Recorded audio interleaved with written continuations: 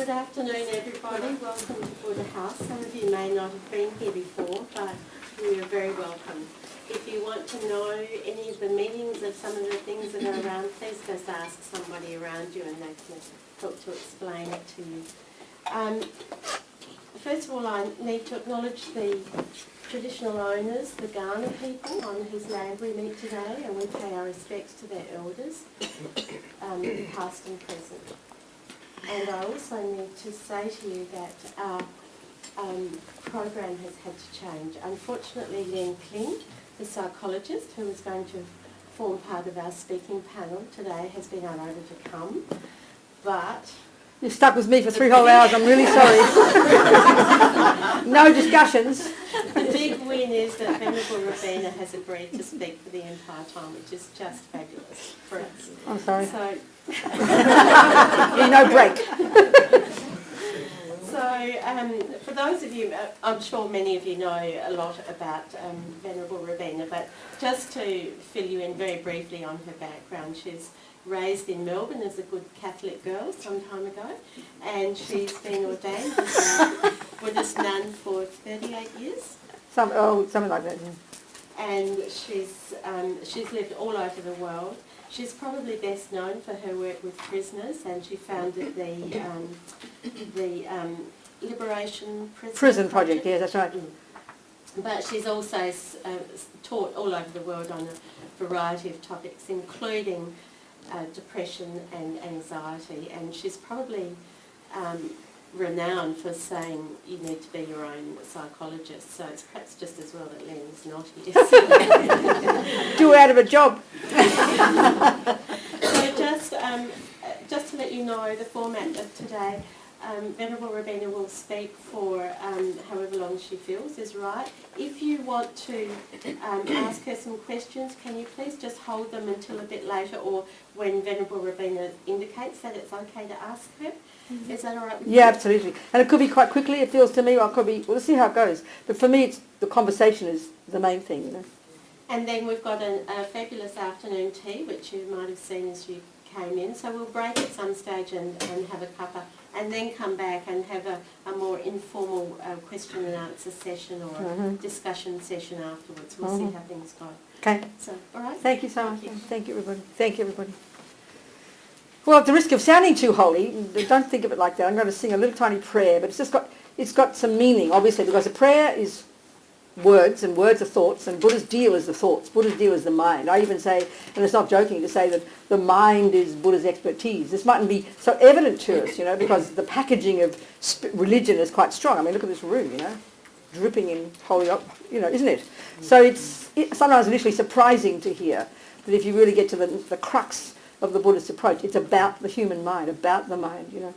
So this little prayers in Buddhism often are really just like aspirations, stating a purpose, you know, stating thoughts, really, aspirations. So there's 2 parts of this little prayer.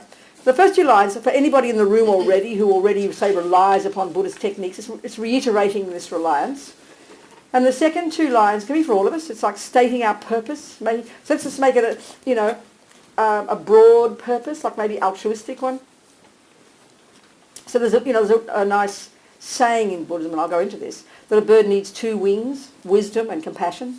So the compassion wing is the long-term result, you know, but the first one is the wisdom wing, which means putting ourselves together, knowing who we are and becoming this marvellous person that the Buddhist view would say we've got the potential to become. Are there enough chairs for everybody? People coming in? Coming? Yeah. So this prayer is just saying we're going to listen to these ideas, have a discussion, think about the meaning, really to see if there's any tools we can take from it. And there might well be not one tool, and that's completely okay. I like to say it, it's serious, you're the boss, not Buddha. So, but hear it with that idea, to take some tools from this to help us do what? Develop, as I said, our amazing potential, so that in turn we can be of benefit to others, because we all live in this crazy world together, don't we, you know? So thinking a bit like that. This prayer expresses this idea. Sangye Charam Soke Chognam La Jangcho Badu Dagni Kyab Suchi Dagi Chönyen Gipe Sonam Ki Drola Penche Sangye Dropa Shok Sangye Charam Soke Chognam La Jangcho Badu Dagni Kyab Suchi Dagi Chönyen Gipe Sonam Ki Drola Penche Sangye Dropa Shok Sangye Charam Soke Chognam La Jangcho Badu Dagni Kyab Suchi Dagi Chönyen Gipe Sonam Ki Drola Penche Sangye Dropa Shok.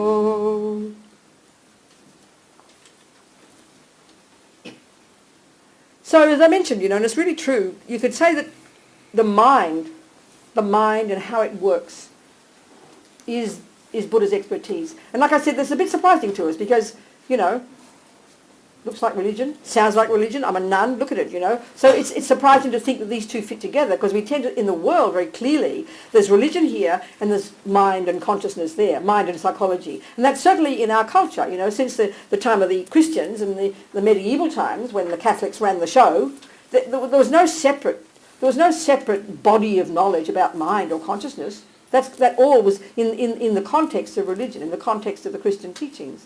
So it was only gradually, wasn't it, that the whole scientific, so-called secular thing gradually grew, and now we have these two completely distinct models. There's the secular world, which is scientific, the brain, neuroscience, all the amazing findings of all these brilliant thinkers, and of course psychology. And then you've got this, sometimes weird, wacky bit over here, which is called religion. And so we tend to think, isn't it, religion is a belief system? Because obviously the religions we mostly know about are based on the concept of a creator. And then we think of, and then we think of science, psychology, kind of rational, clear, intelligent, provable, this kind of thing. But they're quite separate.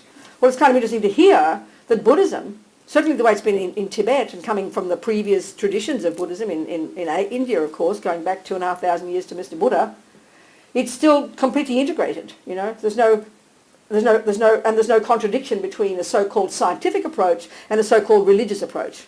So it's kind of interesting that. So the thing is, as I said, if the Buddha's expertise is the mind, it's really important to understand what he means by the mind. So I'm just going to say a few little bullet points, and then we'll look into kind of the experiential approach to all this, and the point of all this. So the Buddha, so first of all, okay, for him, mind, he's not referring to the brain. This is a big surprise to us, Because if we think religion, we think soul or spirit. And then we think psychology, we think mind, But for the Buddha, he doesn't have a term like soul or spirit. He uses the word mind or indeed consciousness, and these are used synonymously, But his view of the mind and what those words cover is probably radically different. Maybe you could even argue that those words cover what we might mean by soul or spirit as well. So we've got the intellect, mind. We've got the feelings. We point here, mind for the Buddha. We have unconscious, subconscious, instinct, intuition, this entire spectrum of our inner being. For the Buddha, this is covered by the word mind. And the word consciousness is used, broadly speaking, synonymously with the word mind, First point, big difference. Second, and this is just out of interest, and we might go into this, we'll see what happens. But the implications of this next point are kind of tasty. For the Buddha, it's absolutely fundamental that this mind of ours, all these thoughts and feelings and emotions, and that includes our love, our compassion, our kindness, our fears, our neurosis, our anxiety, our psychosis, our whatever you want to call it, the entire spectrum of from good to bad, happy to suffering. Not one atom of this comes from mummy and daddy, or indeed comes from a creator. Now this again is quite a shock to us because we have these deep assumptions. If you're in the religion model, it comes from you're produced by God. If you're in the materialist model, you're produced by mummy and daddy. So certainly in the materialist model, the assumption there, the assumption which is very deep in our bones, is if mummy and daddy made me, then when it comes to the crunch, they're kind of the blame, isn't it? I'm not being horrible here, but it's a natural, logical thing. I mean, if you make something and it doesn't work, obviously you're the blame. So clearly it's a bit like, if mummy and daddy made me, gave me a brain, gave me a mind, gave me genes, DNA, gave me anger, gave me psychosis, gave me love and kindness, then obviously they're the ones we have to turn to, And that's how we tend to think in our culture, and I think we don't really question that. So the Buddha doesn't argue that it's really not helpful. He says, of course, it's useful to look back into your parents and to what happened when you were a child or the events of the world to understand yourself more deeply. He doesn't argue. But I think in a materialist world, because that's the view we have, that you're made by your mummy and daddy, therefore where else is there to look? You know? And whether the product of our external conditions. We only tend to look there, you know?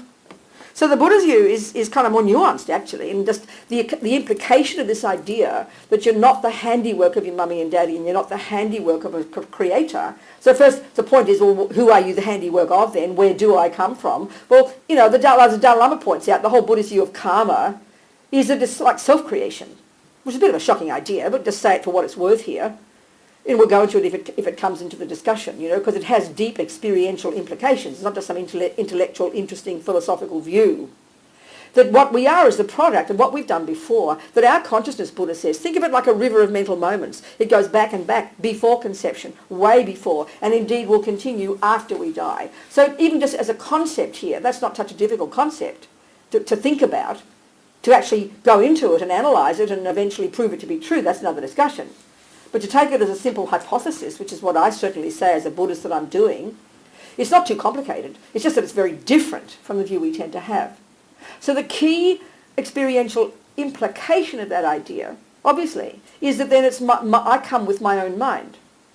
So then that's the Buddhist approach. If we can we can learn to recognise, yes, Fred punched me in the nose. Yes, Daddy was horrible. Yes, Mummy was very kind, or whatever. And we can certainly look at our lives in this way and look at the events and see how they play an immense role in our lives, in who we are and how we function. But the Buddha's key point, and it's a practical issue, not a moralistic one, you know.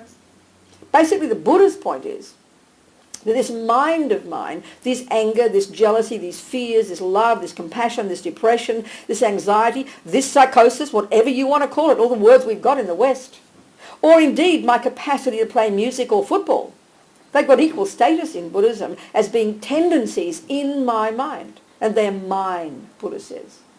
And the simple way of saying it is, where do they come from? Well, guess what? I must have done them before.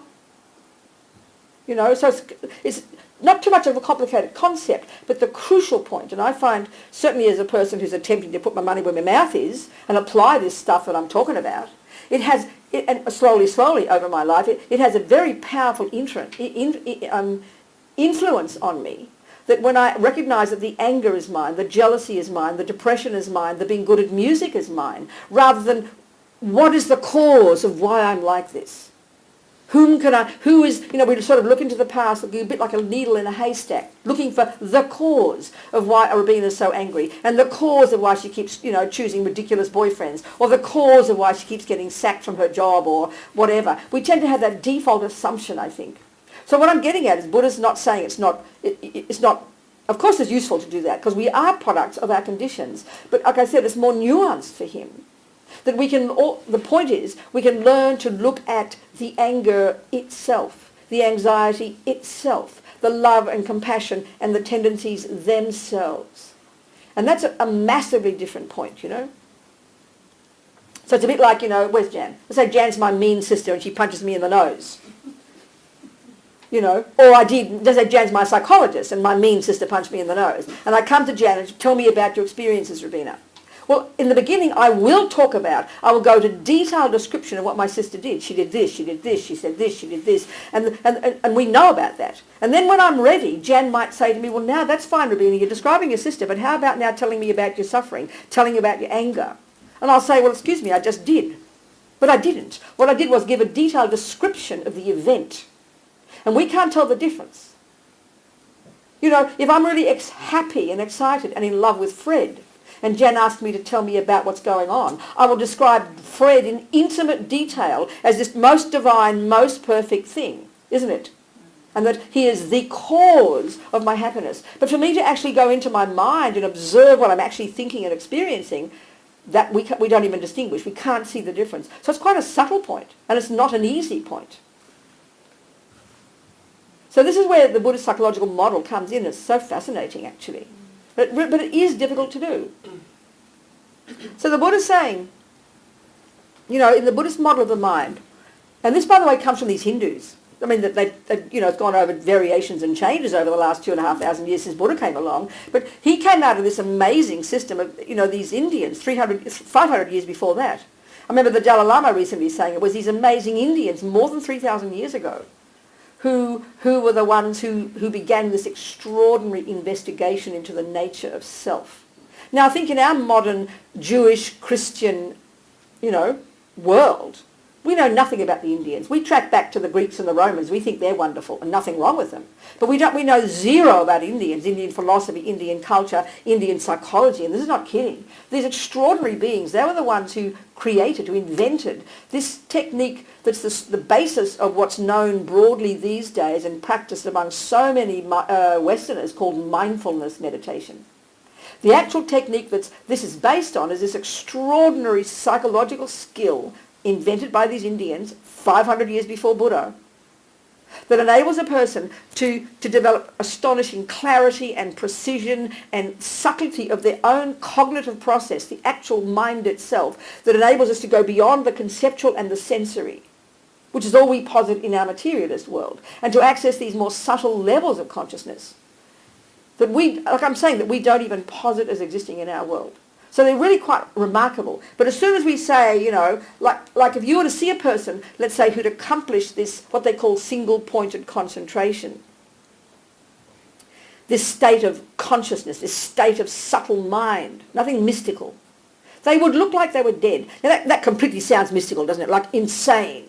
You talk to a scientist about that, it does not fit our model, so we put it in the too hard burner, or we just say it's weird and wacko and religious, But this is fitting with even the Buddhist view. So Buddha came out of this remarkable tradition, and he diverged in his own direction, specifically in relation to the way the mind works and the nature of self, who we actually are fundamentally. So in the long term, as a person taking Buddha's tools, you're learning to utilize these skills so that you can investigate your own actual being. And I don't mean your brain. I'm not describing this. I'm not arguing with neuroscience. We're discussing the actual cognitive process itself that is not the physical. And we're discussing here not using the microscope on the brain, nothing wrong, But we're discussing developing the microscope of your own mind itself, the cognitive process itself that we need to use in the long term to identify, to investigate, to unpack and unravel this complex emotional soup in here, which for us we just tend to take for granted is mysterious and strange and unconscious and who Lord knows who, what it's all about. But that's Buddha's expertise. And this is, we're talking long term here. And it's an intensely difficult job. Because when we look at the way we talk about our mind, we're describing, like I said before, we describe the external condition. It's very hard for us to describe the actual mental experience. We almost can't distinguish it, It's very fascinating. So, okay, so moving towards anxiety, depression, and all the rest of the rubbish we've all got in our poor little heads, Join the club here, it's all right.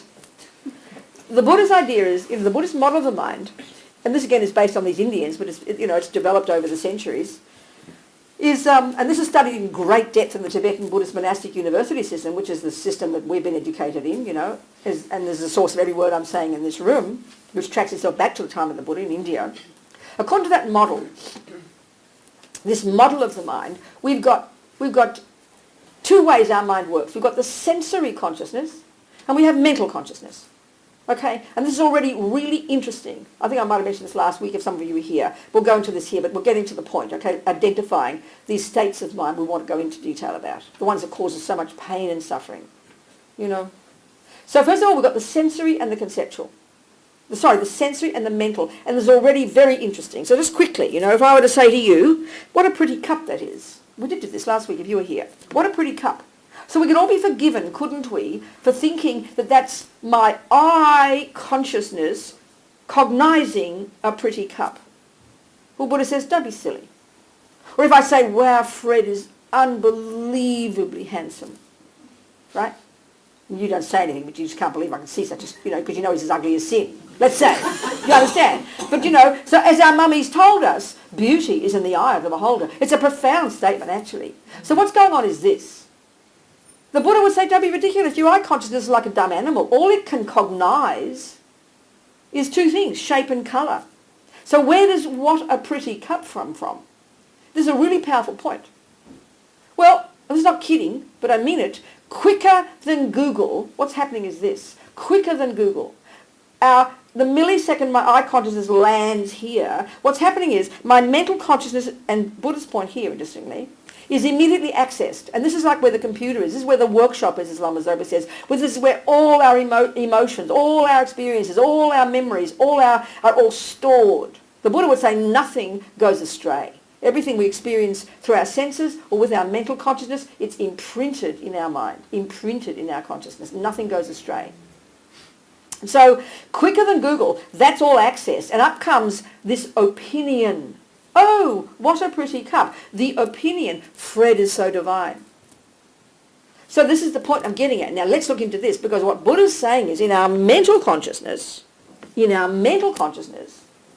which is where the workshop is, this is where they're all basically opinions. This sounds so peculiar.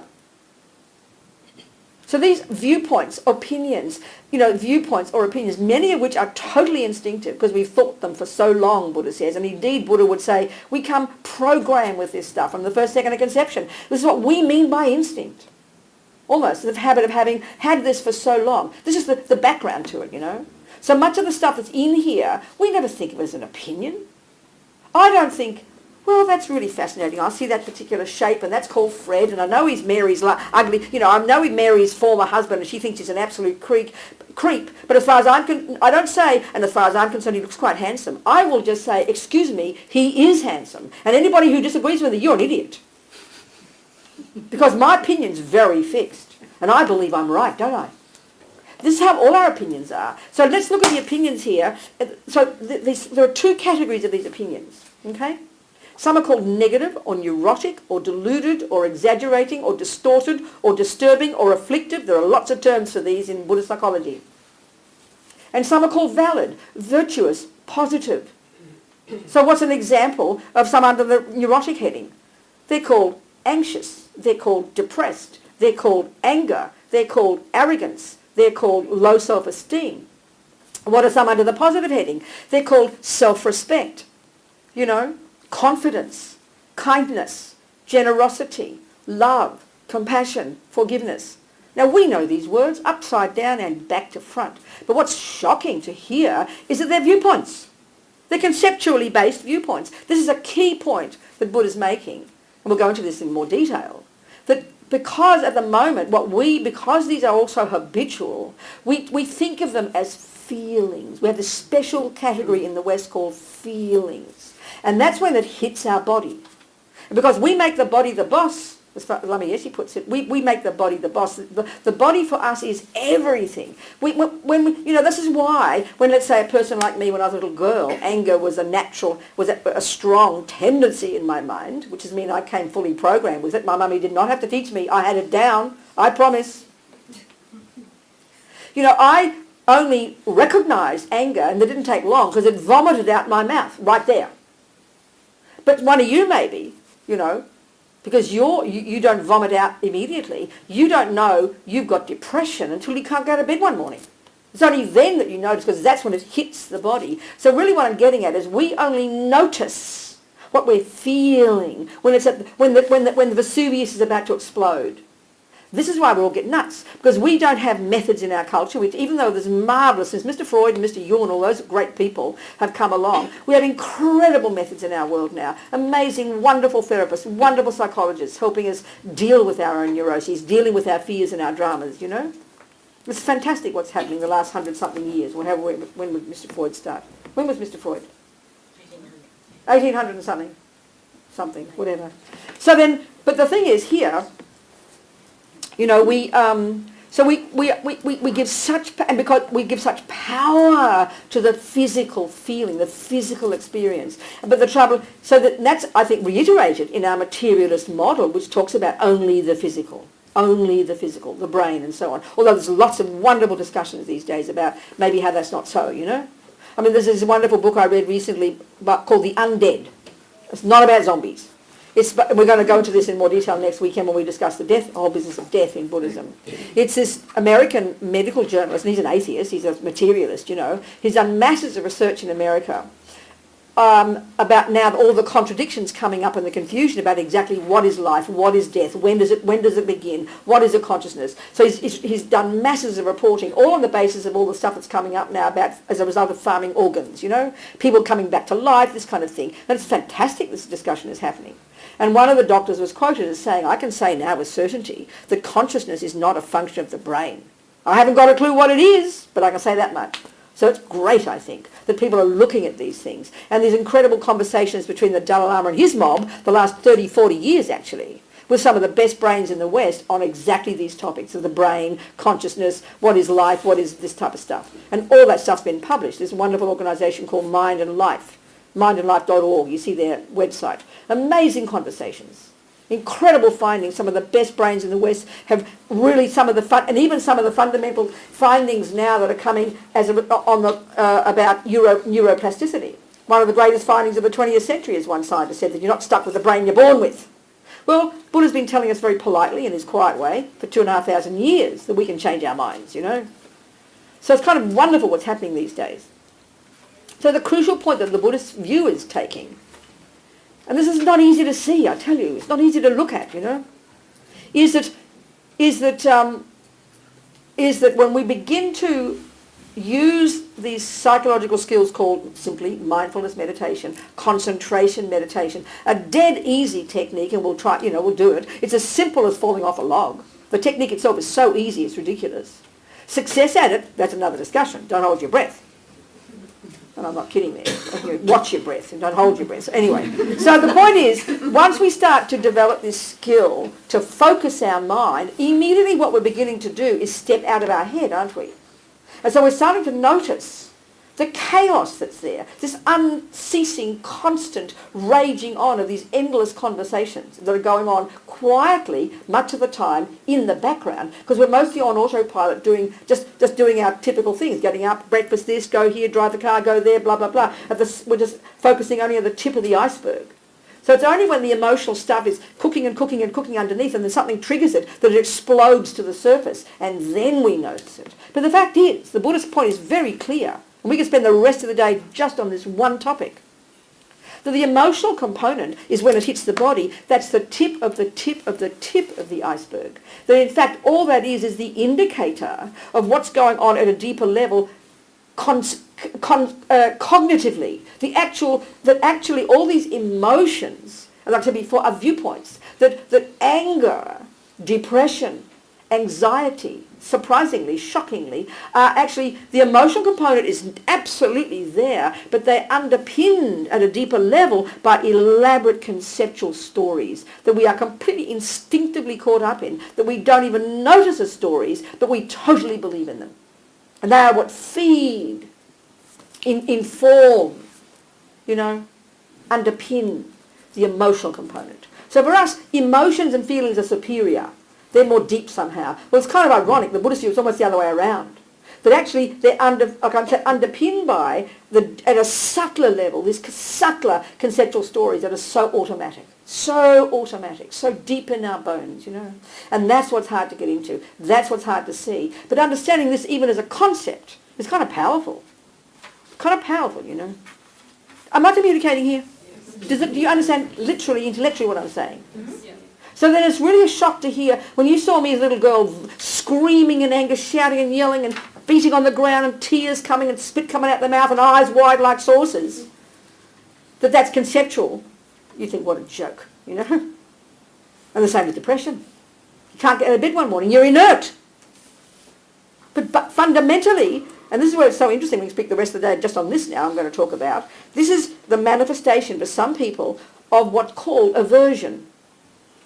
In my case, my aversion responds violently, punch and kick. Yours goes internally until eventually you can't move because you're so inert, utterly full of despair, and I'm wanting to kill people, So this aversion, we have to understand that. There's a cute word, aversion. It sounds so peculiar, I have aversion for, carrots. We don't use that word even. But this is fundamental in Buddhist psychology. Fundamental. Such cute words. We're so used to the kind of complicated terms we use in the West now, like bipolar and personality disorder and schizophrenic and all these new fascinating terms we've made up. The Buddha's view hasn't changed in 2,500 years. He uses these ordinary boring words. Anxiety, compassion, attachment, anger. Boring words, almost kind of cliched. But this is the stuff that Buddhist psychology deals with, you know. So, to understand anger even, to understand depression, to understand anxiety, in Buddhist psychology we have to understand a state of mind called attachment. And this again we could spend the next month. Lama Yeshe said, I can tell you about it for one whole year. We will never begin to understand this until we start looking deeply inside, unpacking and unraveling, doing this job of being our own psychologist, as Jan quoted, as me quoting Lama Yeshe, you know.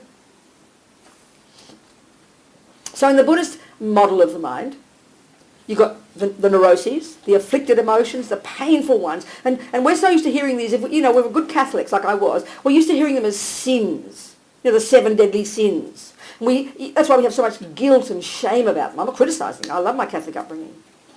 But the Buddha would say, if we really understand these states of mind, the neuroses, the attachment, the anger, the jealousy, the fears, this stuff, we should be crying in compassion for ourselves, not feeling guilty. And this is part of the problem. This guilt just completely gets in the way because we beat ourselves up. We're our own worst enemies, my mother used to say to me, you know. That's the irony of it. It's the irony of ego, actually. So there's like a hierarchy of these neuroses. Now the root one, and we might not even go into this one, that's so primordial, we don't have a name for it in our culture, is a completely mistaken, neurotic, fear-based sense of a separate, unhappy little I. Completely instinctive. Now, on the basis of this unhappy little I, we have this thing called attachment. And this is massive, utterly massive. And we'll go into it. Now, on the basis of that attachment, okay, this attachment it's multifaceted. Its first fundamental energy level, beyond intellect, but so practiced in us, is a feeling of dissatisfaction.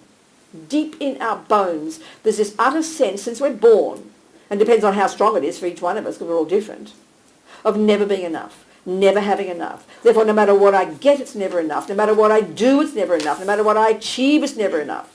No matter how much love I get, it's never enough. No matter how much praise I get, it's never enough. No matter how much money I get, it's never enough, depending on the object.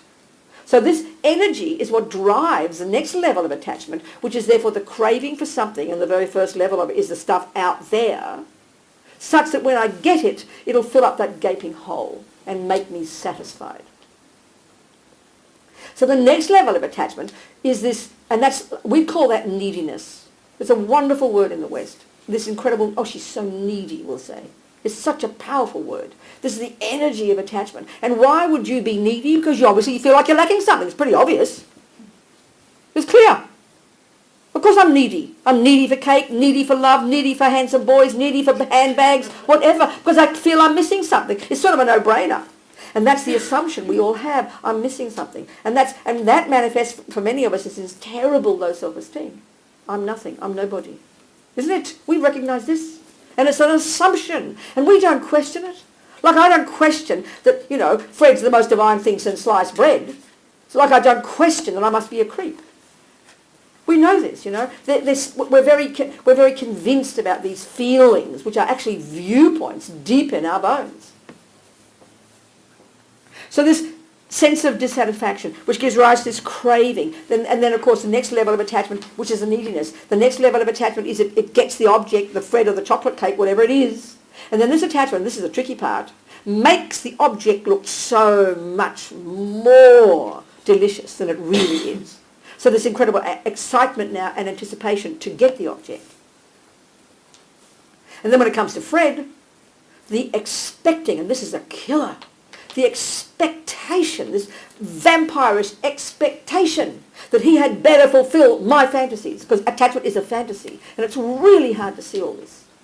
I don't think it's a fantasy, I think it's the truth. And it's also instinctive. We don't even notice the conceptual process that's going on here. And then the getting of Fred and the possessing of him. All of this is a function of attachment. All of this is a function of attachment.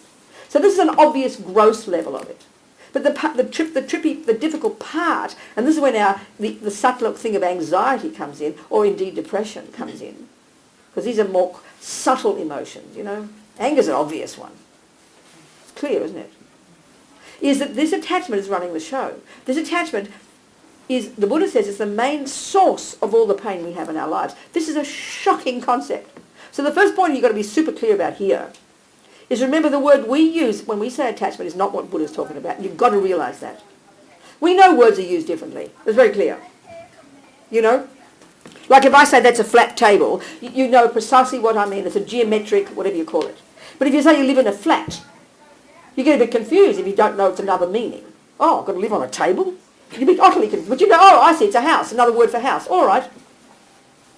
Or you play something in B flat in music. Same word, same spelling, same sound. 3 utterly different meanings. We get that with words. Well, get that, please, with the word attachment. The way we use it in the West is completely different. So cancel that one for this discussion, because I'm not discussing that. We're discussing a completely neurotic, terribly painful, suffering, delusional state of mind. Please hear my words precisely as I mean them. But it's shocking to hear this.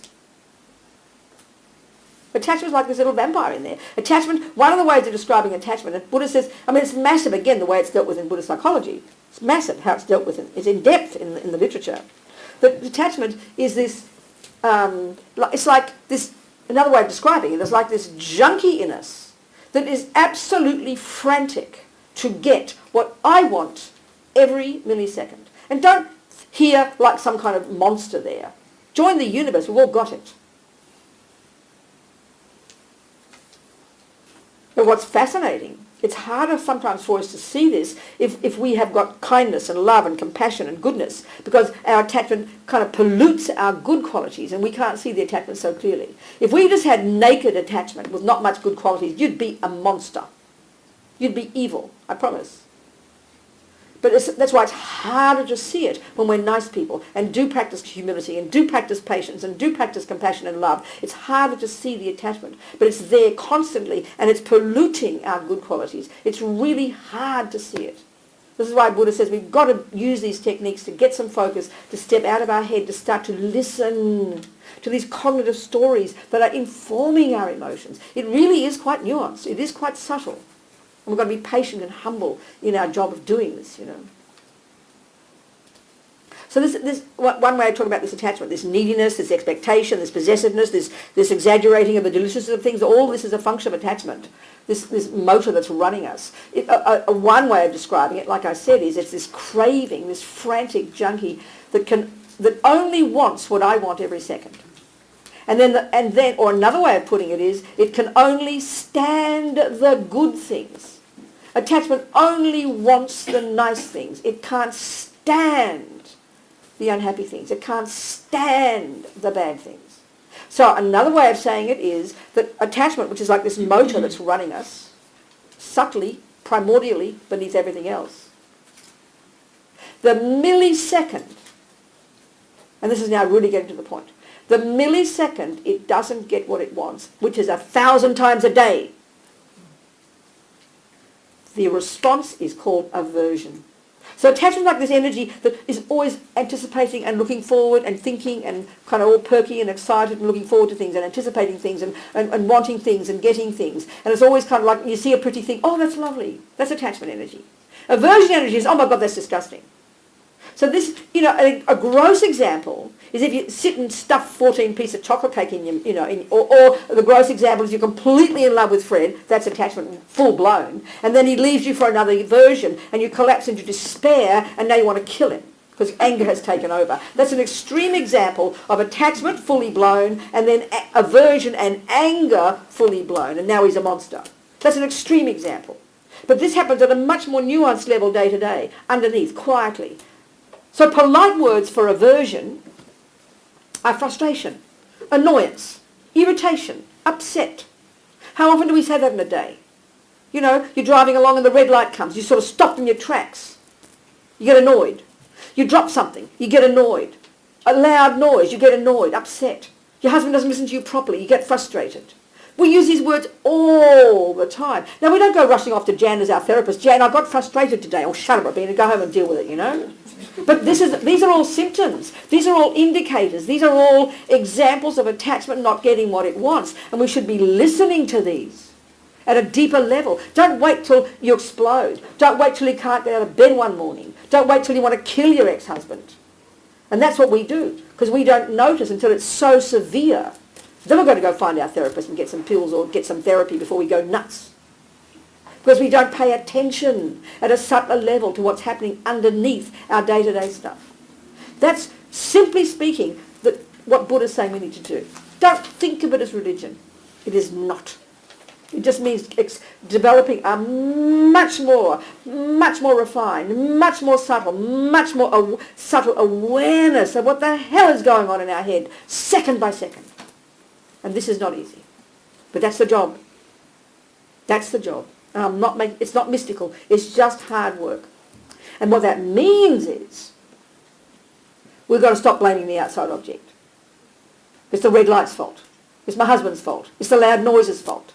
It's the cake's fault. We blame the cake for making us happy.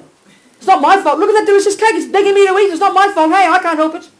That's how we are, you know. And this is the way ego works, the Buddha says. We're like these victims. I'm not being mean here. Well, I always sound so intense when I say things. I probably am mean. But are we communicating? Yes. Do we recognise anything I'm saying? Yes. Whew. So it's a nuanced job. It's a subtle job. So we've got to have real patience to do it. But it's a possible job. It is and when we say self-awareness, we immediately get all holy. Don't think of it as that. Introspection and awareness and accountability and responsibility these are huge words, and these are the key to success, you know. This, in general, that's like an overview. So anxiety, you could say, is when attachment gets so berserk we just can't handle it. That's all. When it's too much, you just can't cope with all the balls in the air, isn't it? Is that not what anxiety?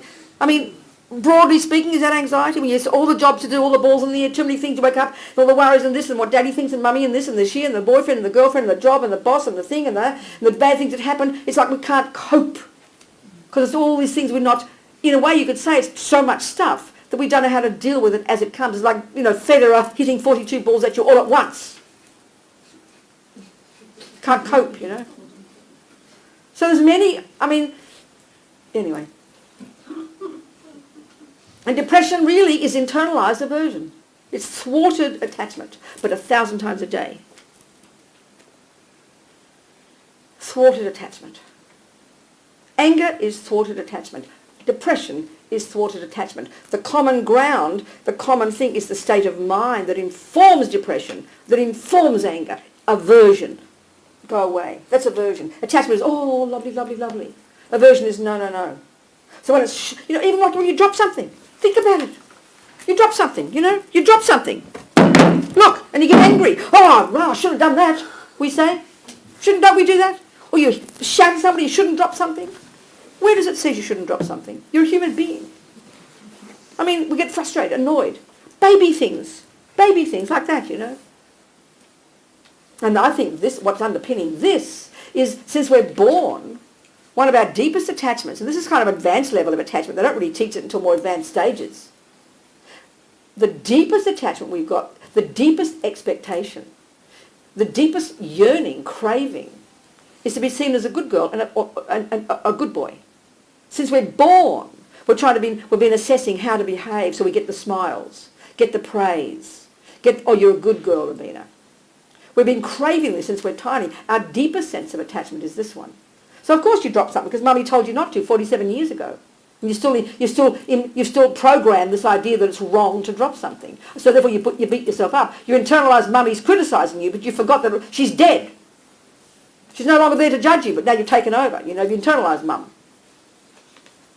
I think this is a massive one. We're our own worst enemies. It's not a joke to say it, You shouldn't do that. You shouldn't do this. You shouldn't get that. You shouldn't be this. Shouldn't. So when you drop something, my thing is I'll drop it again. Look, drop it again. It's all right. So you go, it's okay. Drop it again. It's all right. I'm sort of not kidding, It sounds stupid. But these are the baby things. This is what builds up. It's not as if you're being all peaceful and happy and then suddenly the red light comes and you have a nervous breakdown. It's just the red light's just what is it called? The straw that broke the camel's back. But we're just not noticing because we don't learn skills to pay attention, to hear, instead of only hear. That's the thing that Buddha has to offer. And by the way, Buddha doesn't own this stuff. But how come we can all recognise this? He says this is just natural, the way the world is. This is just the way minds are. He doesn't make it up. He's not a creator. He hasn't invented all this. He just happens to run with this stuff. He's pretty good at it, I'd say. Every word I'm saying here we recognise. This sounds like modern psychology. Well, this is classic Buddhist psychology, but I'm putting it, in my words. I'm not kidding here, So here, like I'm saying, he doesn't own this stuff. The trouble is it's very hard to hear Buddhist psychology in this kind of modern way because it's, it's written like in the 14th century Tibetan and not to mention 2,000-year-old Indian, The culture's very different. I think it's time for questions. Come on. Just open things up. Any old thing. Start the ball rolling. Start the ball rolling. Can you just go through again what the brain, the consciousness, the mind, Okay, I'll put all the words, I'll just put the words. Okay, mind and consciousness. These words in Buddhism are virtually synonymous. Okay, first point. And the Buddha is necessarily referring to our thoughts, feelings, emotions, unconscious, subconscious. You could even argue he's referring loosely to what we might even refer to as spirit or soul, however each of us takes those words. But he doesn't use words like spirit or soul. So the Buddha's view of the consciousness, it's got the grosser levels of conceptuary and sensory, but these far more subtle levels of emotion and even more subtle than that. There's even these subtler levels of our cognitive process. I would say that's the way of describing the mind. It's this cognitive process, but at much subtler levels than we would posit as existing in our materialist models. Are you with me here? Does that make sense? So the mind is thought, cognitive process. Well, cognitive, you see, how do we use the word cognition in that? I think, how do we use the word cognitive? How do we use the word cognitive in the West? How would you say that, the word cognitive? Thinking. Thinking. Okay, that's not the function in Buddhism. The word cognitive is the capacity to be aware of something, or to merely be aware, So my eye consciousness cognizes shape and colour. It's not a conceptual way the word's used. It's the bare, cognition is the bare function of consciousness or mind. That is to cognize or to be aware or to know something. Do you understand what I'm saying? That's the use of the word here. So consciousness is used in a very subjective way in Buddhism. It's not referring to our brain or even like a little packet of memories or something. It's everything that isn't physical in us. It's the body. Okay, it's conceptuality, the thinking process, the intellect, the creativity in us. That's consciousness. That's mind. Emotions, anger, love, compassion, jealousy, fear. They're also consciousness or mind. They're also cognitions, and this is my point here. These cognitions, which are emotional, are underpinned by subtly held conceptual stories.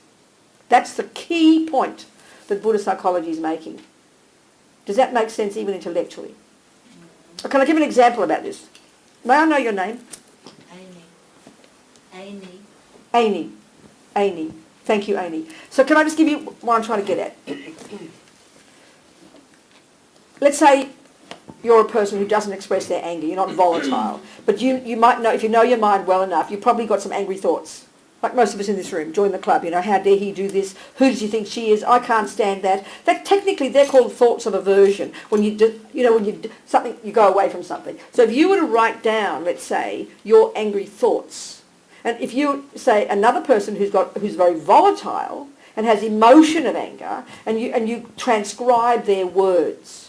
So I think you'd have two pieces of paper, Amy who's quiet and doesn't express her violent anger, and another person who does. So the behaviour is very different, isn't it? But if you look at the two pieces of paper, wouldn't you agree that they're both equal in being a series of words on a piece of paper, and anybody with half a brain could read them and go, wow, these people are angry? Would you agree with that? So those thoughts in your mind, assuming you, Amy, I'm not trying to be personal, they're angry thoughts. How dare he do that to me? It is not fair. I did not deserve that. But you don't express it in your mouth. You don't punch, whereas the angry person would. So what I'm getting at here, that volatile physical expression of anger is coming down to the thoughts in the mind. Wouldn't you agree with that? that without those conceptual thoughts, there would not be angry behaviour. Would you, I mean, it's sort of pointing out an obvious point, but would you agree with that point? That I wouldn't punch you in the nose if there weren't angry thoughts in my mind. Would you agree with that point? So then the point I'm getting at here is the behaviour, for Buddha, the behaviour is like the servants of the mind. It's sort of obvious. You know? It's obvious if my hand goes out and steals that $50, there's a thought in my mind first that I'm going to take $50, it doesn't belong to me. If my fist goes out and punches you in the nose, we can deduce there's some angry thoughts in my mind. But our trouble is I don't know those thoughts are there because I'm not paying attention. But so when you start with the Buddhist view to get this concentration, even a little bit beginning to focus, then you're stepping out of the head and you can't help but hear more and more all this kind of uncontrolled raging on. And that's the Buddha's view. We've got to start listening to this stuff and unpacking and unravelling this stuff that we would assume is unconscious. But in fact we can make it conscious, but we have to get focused and go more subtly into it and unpack and unravel it all. And we're going to see that all that stuff is at the level of conceptual. They're elaborate conceptual stories that inform the emotional component. Does that make sense intellectually? So where's the brain fit into this? The brain is part of our body and it plays a role. There's no question. But the point I'm trying to make here is this information I'm telling you here is coming from the Buddha before they'd ever heard of a brain. They didn't study the brain 2,500 years ago. Never heard of it. Never heard of it. But this information is coming from Buddhist psychology, which is so even if you think there's a brain, of course there's a brain, but we're so used to when we say how the mind works, we think the brain works. But would you agree that you don't have to have studied neuroscience to know that you get angry? Would you agree with that? You don't have to study neuroscience to know that you get jealous.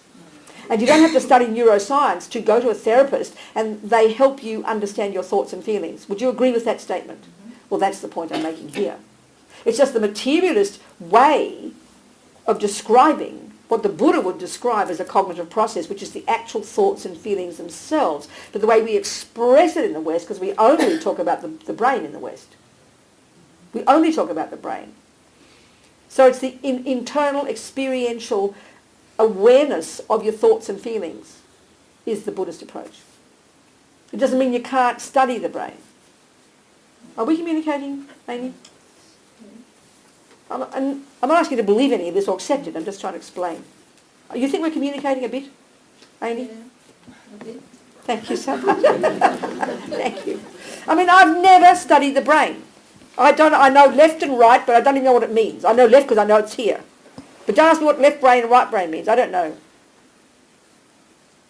But I can tell you with certainty over this last, trying to be a good Buddhist, taking all this stuff on board, using this as my hypothesis only, is the only way I say it, that I've learned a bit about my own mind, my own anger, my own jealousy, my own love, my own compassion, and attempted to take responsibility and attempted to, and that means is, and then secondly, knowing from awareness, first step, that I can learn to reconfigure these conceptual stories.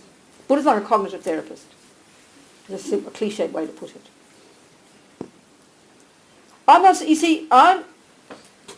just talking the Buddhist view here because I think it's really helpful to hear it clearly. A lot of Buddhists these days, a lot of Westerners bring these two together and you talk about the brain. I can't do that. I know nothing about the brain. I know nothing about the brain. And that's okay. I want to try and emphasise, so then up to you guys to take.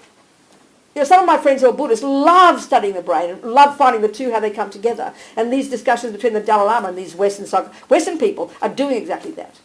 But I've chosen not to do that for whatever reason. So for me, I like discussing just the Buddhist approach. And if there's any help in this, then great. If not, then great also. It's up to you. Yes, another question. Where were you? Hello. Where are you? At the Oh, back. yes. Okay, honey. So from the Buddhist perspective, where do emotions come from? And Okay. are they always indicators of an underlying Yes. story? Wouldn't be there otherwise. Yes. So does that mean we can use our emotions to then identify the underlying story? Of course. So it's a good thing to be aware of the emotion so we can then work Yeah, backwards. I mean, we're in trouble if we can't. Absolutely. So it's okay to have emotions. Oh, darling God almighty. But you are human. But the point is this, okay, That's wonderful. I love it. But first, let's look at the first part of your question. I like that a lot. Where does it come from? It's a great question. We all have that. So tell me, unpack that idea a bit more. When you say where they come from, what do you mean by that come from? Well, sometimes when we have a strong emotion, it's almost like we feel that it's taking us over. Absolutely. So Yes. is that... It feels sometimes physical, like a physical... But honey, not feels. feeling. It is physical. That's Right. how we notice it. That's what I'm saying. We only notice it when it gets to the physical. We only notice it. And that's when it bubbles to the surface and it becomes like Vesuvius about to explode. That's the point. So is the emotion part of the mind? It's not coming from an external... Okay. No, what do you mean by that? Coming from external. Good point. What do you mean by that? So So that Fred punches in the nose. it's not like an energy that's somehow we're attracting. No, darling. It's coming from Okay, within. within. Okay, Okay, we are all products. We are intimately connected to the outside world, aren't we? We've all got our own inner world and our outside world. We're all part of the outside world, aren't we? And we function utterly interdependently. The weather's slightly too hot and you sweat. The weather's slightly too cold, and you shiver. I mean, you can't almost separate the physical from the mental. And that's why I can always be forgiven, my way of putting it, for thinking that we're only the physical, which is the materialist model.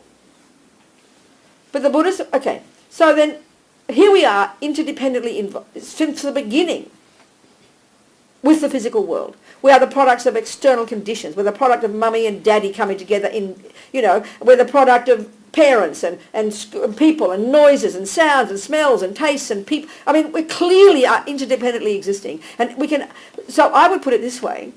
It seems to me, and I'm not trying to be cliched here or make it too simplistic, the materialist, secular, scientific view seems to be saying that my anger, my love, my happiness, my suffering, my kindness, my whatever, are the products of the outside, including the brain.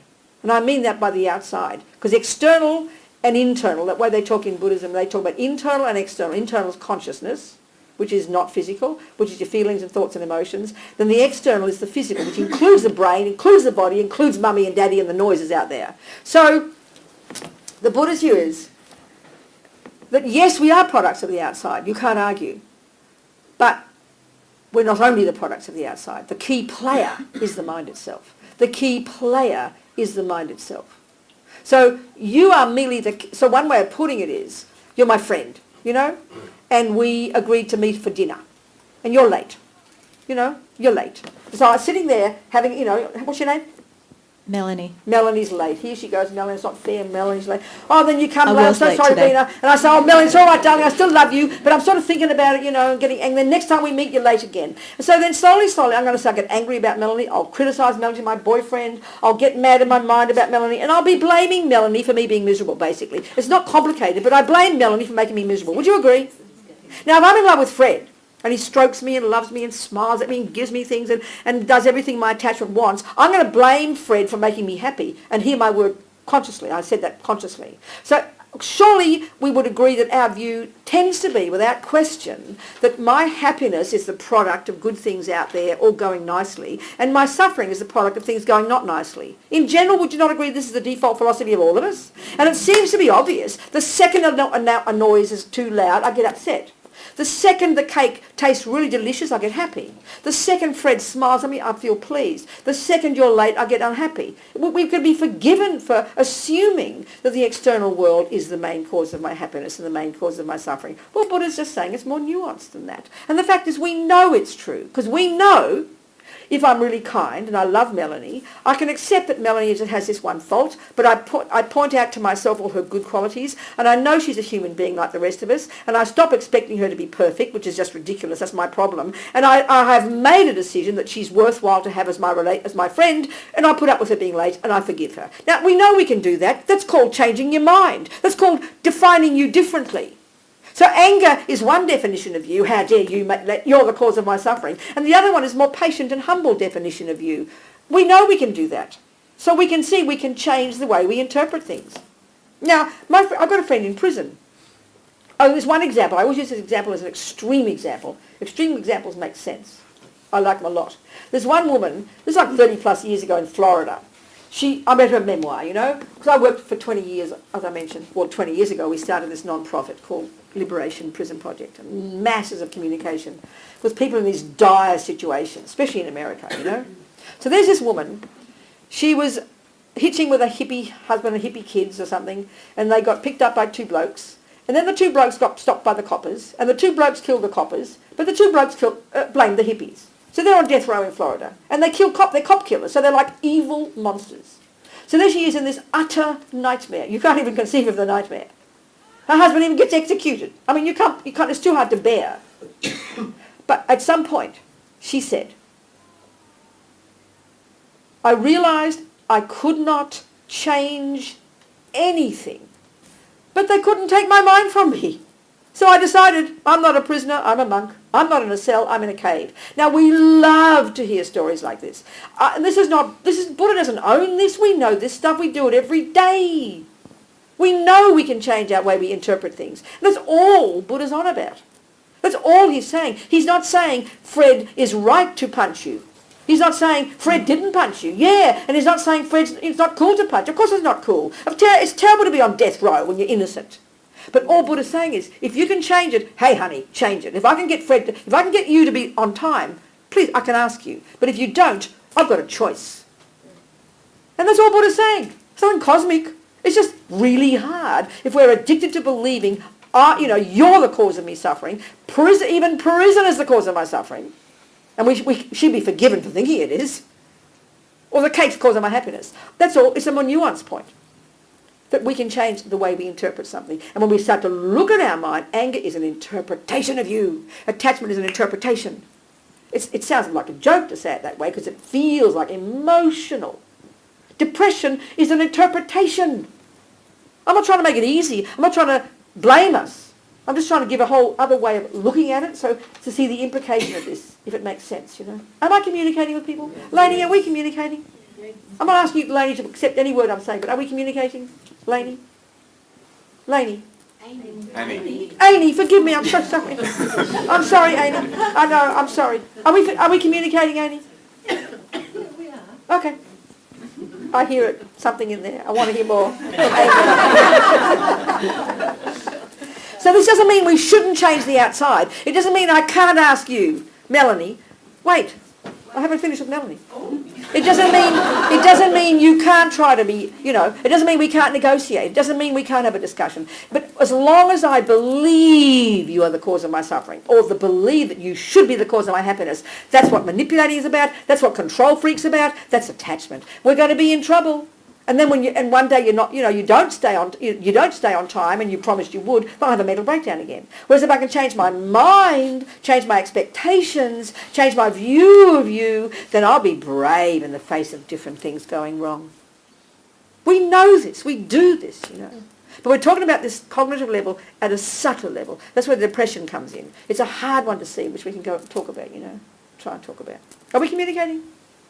Yes. Melanie? Yes, I just keep having Just what? more questions. I just keep having more questions and more Well, of that course you do. speak. That's okay. Perfect. So then to answer your question where it comes from, which is a really fascinating question, So it's like, why are you angry, Robina? Well, the answer would be because Fred harmed me. Fred did this, Fred did that. Or deeply because Mummy said this and Mummy did that, or my genes and my DNA. So that's how we would tend to answer. So we're looking for this needle in the haystack back then. What's the source of it? What happened? Do you understand? We tend to think this way. Now that's not totally wrong, but the Buddha's answer would be more simple. So why are you angry, Robina? Well, Buddha would say, Robina, I'm sorry, darling, it's because you've got the habit to be angry. Oh, but why have I got the habit to be angry? Well, sweetheart, you must have been angry yesterday. Oh, really? Well, why was I angry yesterday? Well, I'm really sorry, honey, you must have been angry the day before.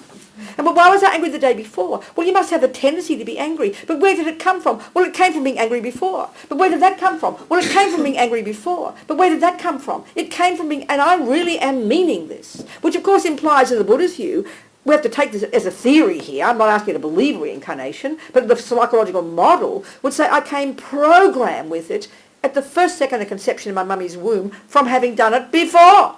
So, recently we're reading about this 7-year-old American girl who's this genius classical musician. She conducts orchestras. She writes orchestral music for 60 pieces of an orchestra. She plays the piano, the violin. She conducts. She's 7. Wow. Excuse me, we go in the... If you're Christian, God made her, and I'm not complaining about that view. Perfect. The materialist view, there is no explanation. Because there's no evidence Mummy was that good at music. Equally, there's no explanation for Hitler, if we look back at the genes and the DNA.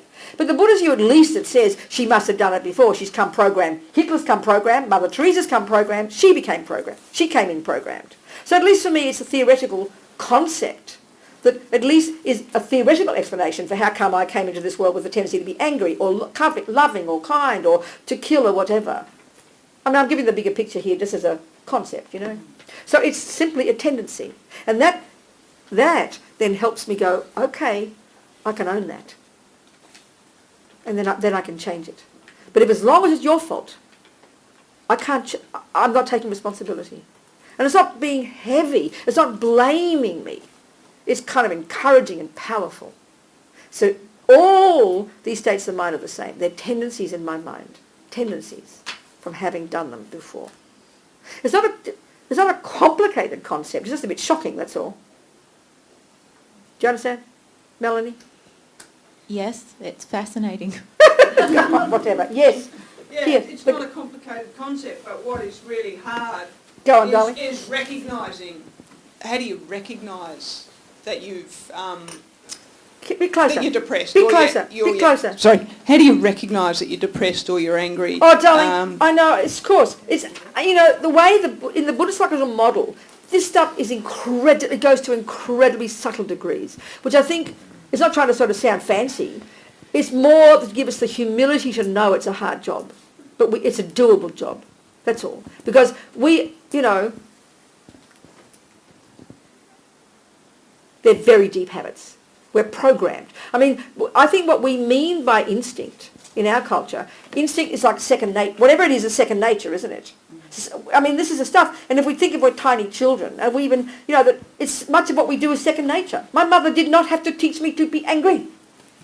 One of my sisters who gets depressed did not have to be taught to be depressed. We're programmed, whatever the reason, whatever you like to think of as the reason, it's instinctive. So to unpack this stuff at a deeper level is really taking time. So as long as we know it's a long-term job, we'll be humble and patient with ourselves. Because another whole level here, we'll go to that in a second though. And how do you do it? By introspection, by clear, conscious, developed, intensive, disciplined, focused introspection. That's part of the problem here is, as soon as in the West we hear the word meditation, I think we lose the plot. We get all holy and mystical and immediately think of it as either an alternative to a pill, or I've heard meditation works, as if somehow it's a method just to make you stop being miserable, or it's a way to make all the thoughts go away because we can't stand the pain.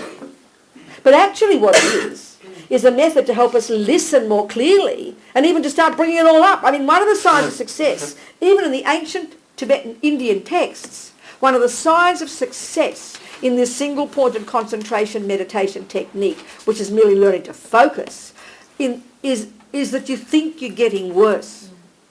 It's like going to the gym for the first time. You can't believe you've stubborn muscles you didn't know you had. You've got pain you've never had before, but you know it's a good pain, don't you?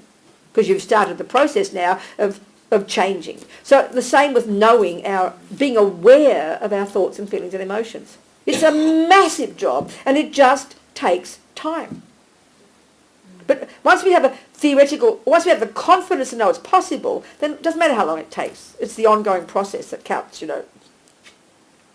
There's more to say about that in a minute, and I will. Are we communicating? Okay. Yes. Hi. Microphone here, please.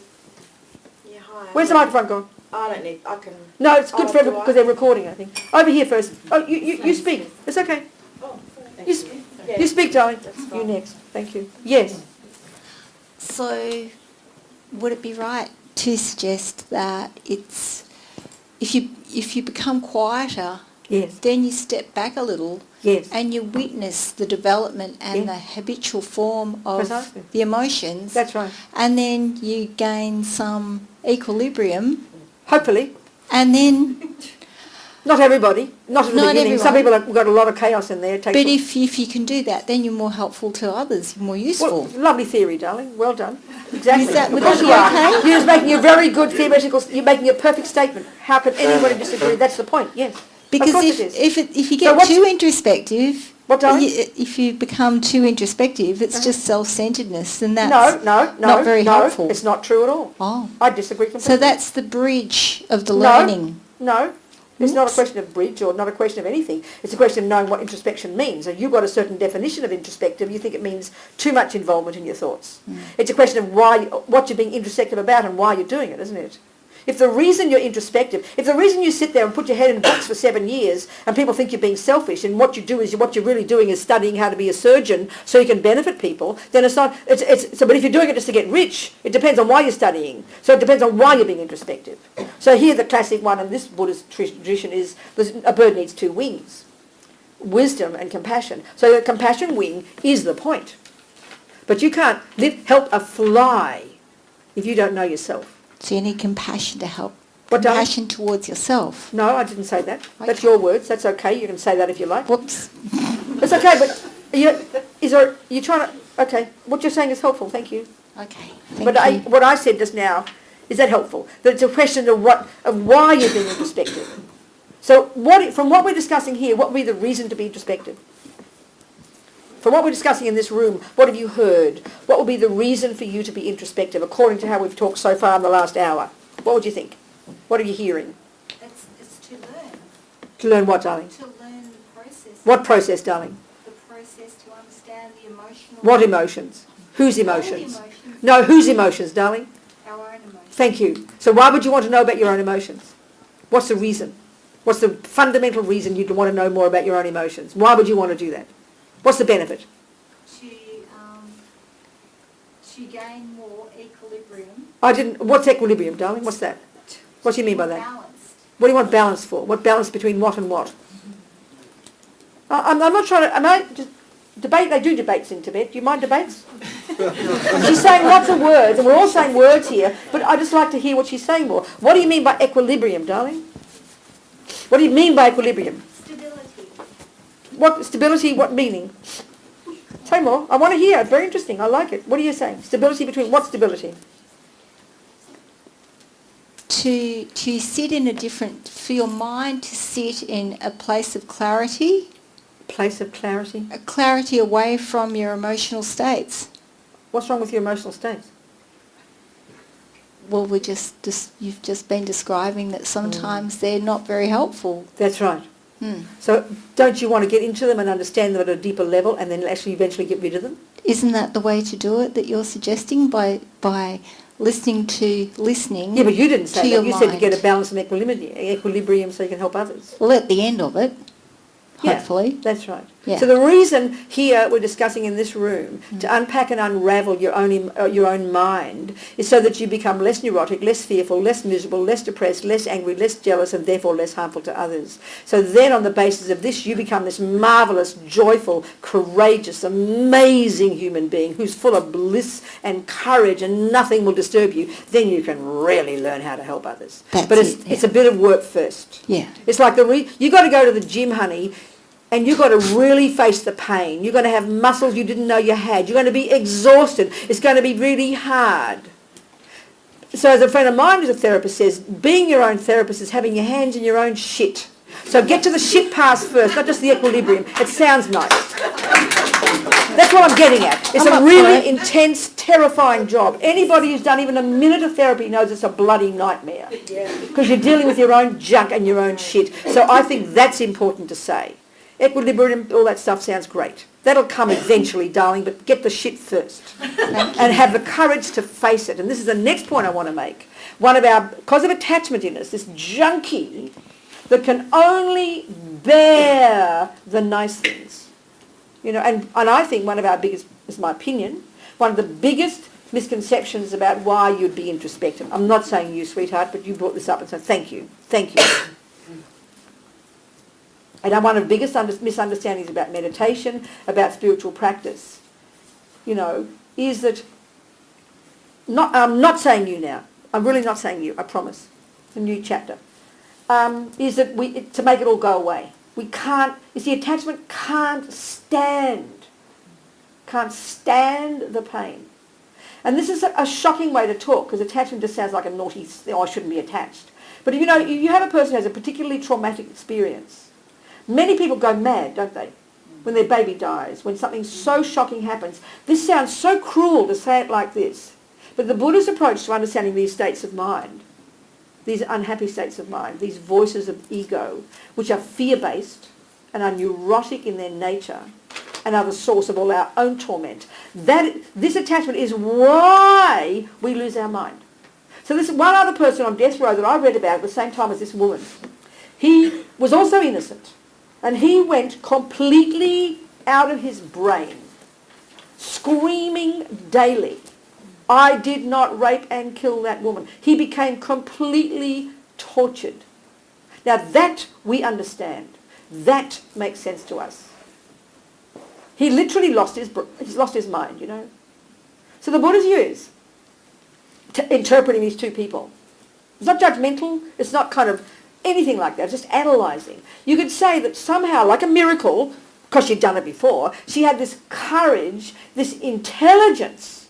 I would put it this way, and I really mean it, and it's like a miracle, that she was able to see the fact that she couldn't change anything. That meant she couldn't change anybody's mind. She couldn't stop the people from lying who first blamed her. She couldn't change the police's mind. She couldn't change the prosecutor's mind. She couldn't change the judge's mind. She couldn't change the warder's mind. She couldn't change anybody's mind and all the situations. She couldn't. She faced that with such courage, which you could argue means her attachment. She was able to not go completely out of her brain with aversion, because aversion is this can't be possible. It's like John McEnroe. This can't be happening. Whatever. This is what attachment is, and that's what that poor other fellow did. He could not bear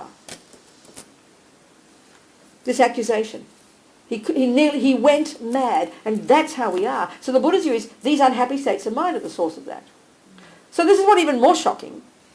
The Buddha's whole experience from this 2,500 years ago, and his own experience and his own years and years of whatever work he did internally, the point of being a Buddhist in the first place, and I haven't mentioned this is one of the fundamental things about the mind, which is the most shocking, the most radical, is his observation of the potential we've got.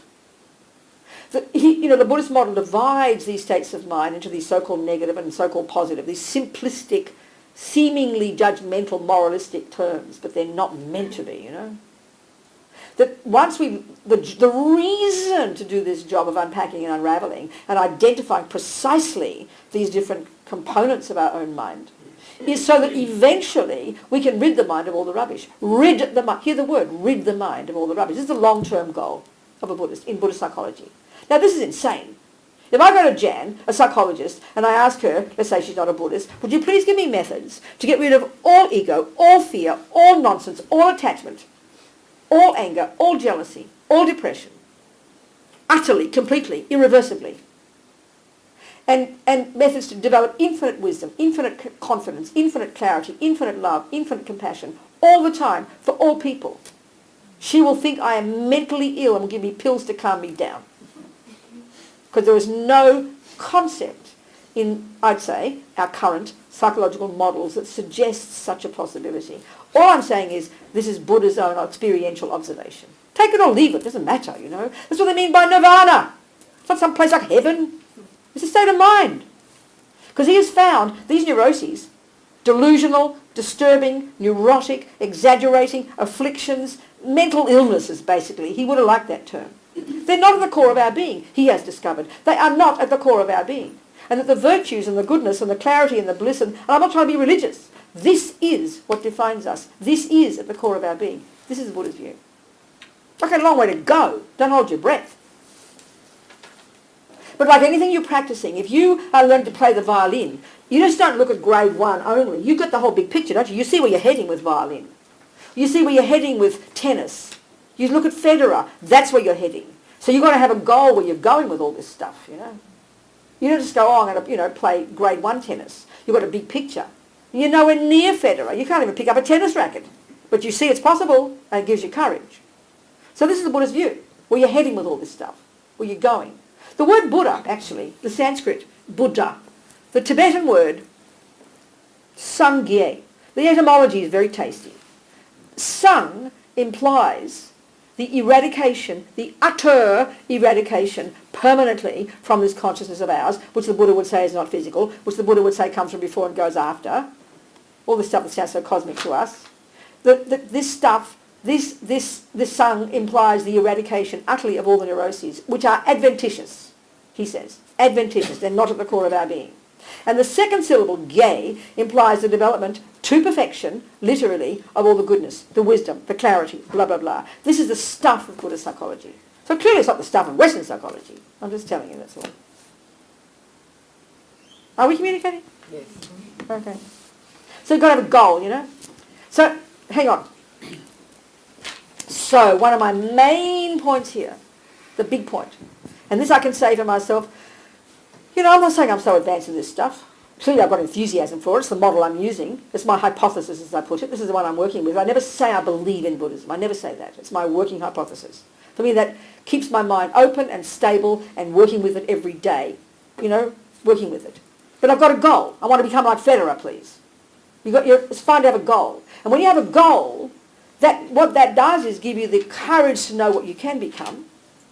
And therefore, the courage to observe where you are now. And that means happy to have your hands in your own shit. You're glad to recognise the shit. If you can't see, I want to stop using the rude words. If you can't see that stuff inside, if you can't feel those muscles when you come home from the gym, or if you think, oh my God, this is wrong, I shouldn't feel this pain, oh, I mustn't go to the gym anymore. No, you're glad you're feeling that pain because now you know what you have to fix. So you've got to be glad. This is the worst part, because attachment, you see, is this junkie in us that can't stand the problems. Just can't stand them. Will do anything to make them go away. So part of the practice here, part of the process is being glad to see your own mind, being glad to own the anger and the neuroses and the fears and the dramas and seeing them for what they are, and having the courage to know this does not define me. This is not who I really am. This is not in my bones. I am not stuck with this, that I can change it. That's what gives us courage. And I think that's what brings us despair, because we think there's no light at the end of the tunnel.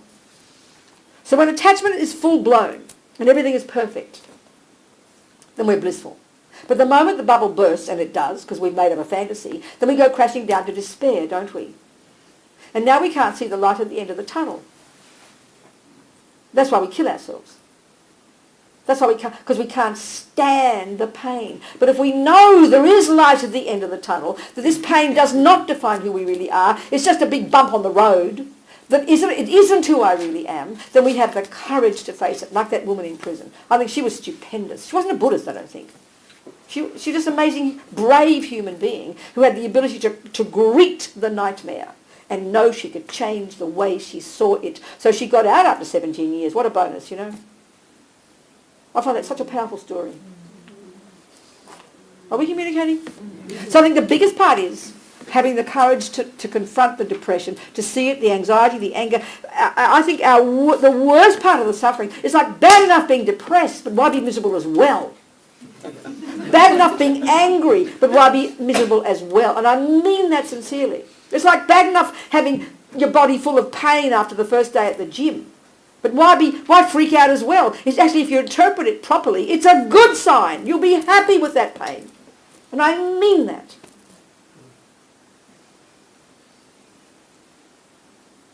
I think it's time for tea.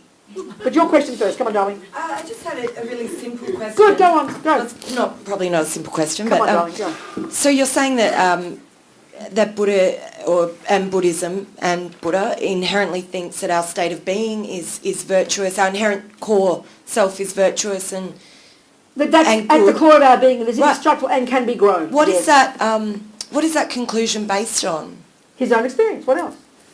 So if you read a cookbook, I know this is a very interesting point, thank you. If you wait, let me just say this first. If you read a cookbook, where does that information come from? The chef. The person who wrote the book. Yeah, sorry. So you have to assume it was his own experience, her own experience. Would you agree? Or they're lying. Are they stolen, or are they lying, or this is their own experience? Would you agree with that? Mm-hmm. Okay, now if you read Christian teachings, where does that come from? God. God. And you have to believe it, don't you? I'm not being rude. No, no. It's from on high. But Buddha's not a creator. Mm. He's a person who's gone into his own mind and has observed this stuff. So every word that, if it is valid Buddhism, has to be coming from the experience of the Buddha. Yeah, otherwise it's meaningless rubbish. Mm. If Einstein tells you about relativity, where's that information come from? Well, his own Thank you, right there, same, no difference, identical. But Einstein isn't saying, you better believe me, baby. He says, here's my methodology, go try it yourself, isn't he? Mm. Would you agree with that? Yeah. The cook's the same, right? Mm. Buddha's the same. That's the approach in Buddhism. He's not a creator. So that's why it sounds shocking to us, because we assume you can't prove that your mind is not physical. We assume reincarnation can't be proved. No, of course not. It's all there. Buddha's methodology is all there. And either he's wrong or he's not. We're going to find out. Mm. Can you hear that point? Yeah, That's the approach. Yeah. That's the approach, darling. That's for you to look into it and see. Mm. That's why I prefer to say it's my working hypothesis. And that's, I think, the point. Yeah. Yeah. Is that I don't, because you could also argue that our inherent state of being is negative if you sit on the other side of the fence. No, you could argue that. You've got to give you reasons. You've got to give you That's logic right. to That's it. what I'm saying. That's Got to why I look think into the it. idea of a working hypothesis is good, because Yeah. then Then you're you've testing got- it and finding out Then you for have an yourself open if- mind about it and start looking. Yeah. You've first got to see what he means by Yeah. that. What's his logic for that? It's an easy word to say. Mm. You've got to look into deeply what, and it's right. quite extensive how they deal with it in the literature. Mm. Do you see? Mm. I do. Thank you. Let's have cakes and tea. Shall we? Can I just ask you before we, excuse me, Yes, go ahead. Robina. Oh, I'm sorry, can I do an advertisement first? Yes. Can I have the microphone? Oh, I don't need the microphone. I want to do 3 advertisements. I'm so sorry. First of all, I lead these pilgrimages and different things, and one of them is a new one. It's called Laudo Trek, and it's a 15-day trek up the mountains next year to Solakumbu to raise money for Lama's Opus Cave. That's in April. There's the cards out there. There's another one in October, and again next year, which is the pilgrimage to the places of the Buddha in Nepal, a 3-week event, which is an amazing one. We've been doing it since 2001. That raises money for the prison project. The cards are out there. And the third one is Chasing Buddha. This is a ridiculous film my nephew made years ago. It's about me, I'm sorry. But it raises money for my Body Chitta Trust. So then, it's my 3 advertisements. They're all on the table out there. Okay? And if you don't want to pay the $25 for the 2.5-hour video, you can do video on demand for $10. It's now ready online. Okay. Can I just say, if you go out and have a cuppa and have something to eat, indulge in some cake happiness, and then when you come back, you can bring your food and your drinks back in here if you like, and we will have some more questions and answers. So how long will we need for Venerable tea break? Robina. Half an hour? About 20 minutes, 20 I minutes, think. okay.